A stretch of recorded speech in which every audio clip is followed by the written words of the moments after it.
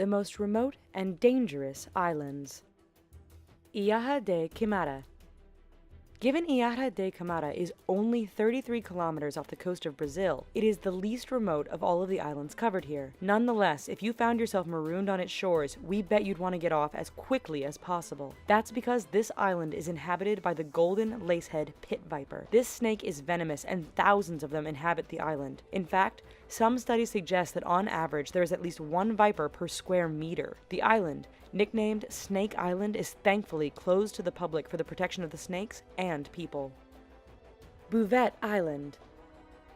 The most remote uninhabited island on the planet, this volcanic landmass can be found 1,700 kilometers north of Antarctica and 2,600 kilometers southwest of South Africa, smack dab in the middle of nowhere. There are no dangerous animals on this glacier-covered rock.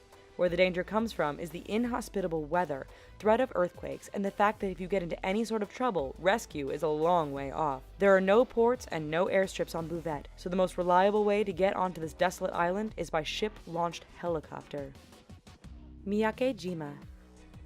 Located 180 kilometers south of Tokyo, Japan, this small island definitely qualifies as dangerous. Miyake-jima is like many other small islands found around Japan, only with one significant difference. Sure, like other islands, it was formed by volcanic activity, but in the case of Miyake-jima, the volcano is still very dangerous. In recent history, the island's volcano has erupted several times. The most recent eruption was in 2005, and since, residents are forced to carry on gas masks because of the poisonous sulfur dioxide gas that continues to be emitted. Rockall.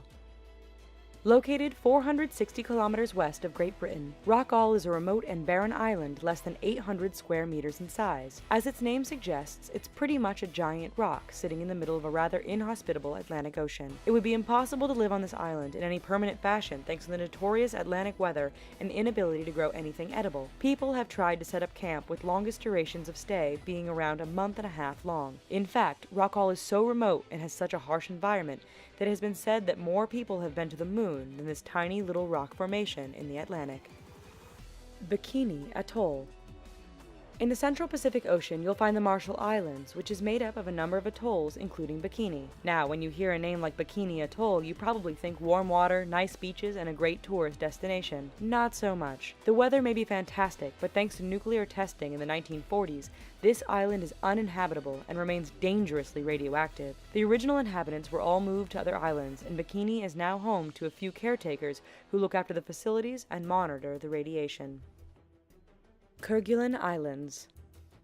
When you're also known as the Desolation Islands, you know you qualify as remote. Located in the southern Indian Ocean, this French territory looks like it's from another planet. It's cold, experiences high winds, and is surrounded by water that is almost always rough. It's home to some French researchers and scientists, but nobody really lives there. We imagine if you tried, the weather would eventually kill you. If not, any type of serious emergency likely would, given it's a 6-day trip by boat from the Reunion Island, the closest inhabited land. Tristan da Cunha.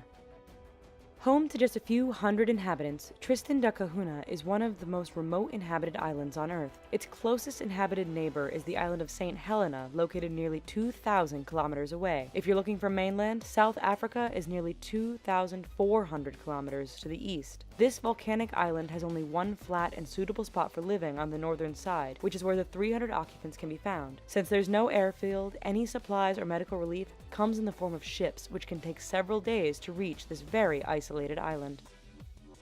Hdvidz. In the South Pacific, as part of the expansive collection of islands known as French Polynesia, you can find the paradise of Hdvidz. You may think that a few small villages and an airstrip mean that this island isn't very remote or dangerous, but do not be fooled. Hdvidz is a hilly and mountainous island covered in forests. It is also home to tribes which at one point practiced cannibalism. In 2011, German tourist Stefan Rahmen disappeared in the forest. Nobody knew what happened until some remains and scraps of clothing turned up. It is believed that he was eaten by a group of indigenous people who supposedly had given up the practice many years earlier. St. Kilda. Located 130 kilometers from Great Britain's mainland, St. Kilda is composed of 4 islands. The islands aren't home to any violent natives, dangerous animals, or radioactivity. Instead, the sheer power of the Atlantic and overall harshness of the climate make this place too dangerous and difficult to live in. In fact, the seas are often too rough to fish, meaning if you want to try to live here, you better like eating birds, because there are a lot of them. People have lived here for hundreds of years, but the environment was just too hard to live in, and in 1930, all inhabitants were evacuated to the mainland. North Sentinel Island. If there was ever an island that you would want to steer clear of, it is North Sentinel Island, found in the Bay of Bengal. Part of the Andaman Islands, this particular island is remote and very dangerous to outsiders. That's because North Sentinel is inhabited by a tribe of indigenous peoples who don't want any outsiders visiting. In 2006, 2 unlucky fishermen were killed when they came ashore. Attempts to communicate with the islanders have been met with aggression, and the Indian government has pretty much given up on trying to establish communication with its inhabitants. Today, the only contact we have is thanks to some long-range pictures and videos, some of which show the natives firing arrows and launching spears at low-flying planes. We hope you enjoyed this video. Here are some other videos that we feel you might enjoy, and please don't forget to click subscribe and thumbs up. Thank you.